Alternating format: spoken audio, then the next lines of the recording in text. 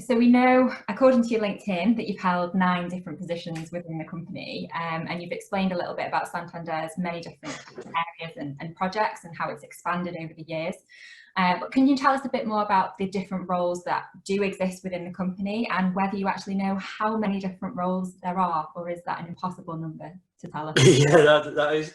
I remember I delivered something recently at college, and we tried to look at that because the kind of role mapping is becoming very different anyway now. So we're trying to have roles that are more broader, so you're in broader job families rather than very specific roles. But even now, there's probably a surplus of 1,000 roles across the organisation.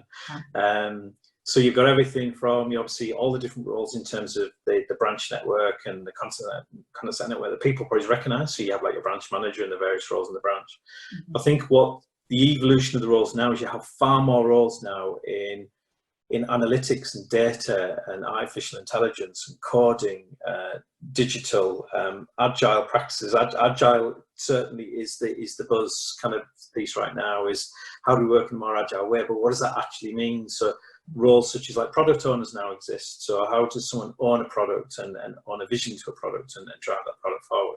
So I think I see lots of stuff when I get lots of things through about the particular sectors and about where's the future of employment going and things. And I think the trend is definitely true, is that there are going to be roles in 10 years' time that we've never even thought about today, and there are lots of those that are going to be around. And I've seen that in the last 10 years. There's loads of roles now. Data scientists is kind of a key thing right now that every company is looking for.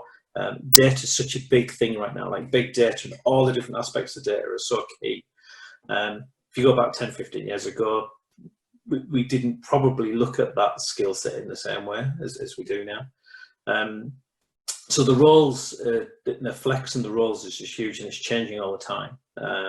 So I'd say, again, it comes back to choice. The big benefit of large companies, you get choice, therefore, to have a look at that. But I'd definitely say that technology is definitely a thing. I think that's why we look at probably the graduate population, is that there's an expectation that probably digital literacy that kind of comes, that we kind of assume comes partly with that population now.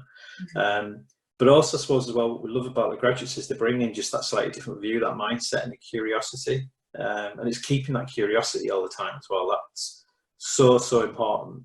And one thing we really talk a lot about at the minute is that people wanting to do like learning for the whole of their life, and that's so important now, like lifelong learning. Everything is new. So give an example is that, we use Microsoft Teams now for a huge amount of what we do. It seems to become the norm. A lot of companies now using Teams. My daughter's using it to do her GCSEs right now, so the school's adopted Microsoft Teams as well. So that whole way of operating now. So we're talking now. I've got an iPad there, and I've got 2 screens, and I've got Teams on one, and I've got other things on there. So the multi-device and the fluency with technology is so important now. Never mind the specifics about being an expert in coding or customer experience or customer design. So it's fascinating. There's so many roles, and it's constantly changing. So it sounds like Santander's got quite a flexible, adaptable workforce, really. Yes. And ready to adapt to new challenges like the one we find ourselves in.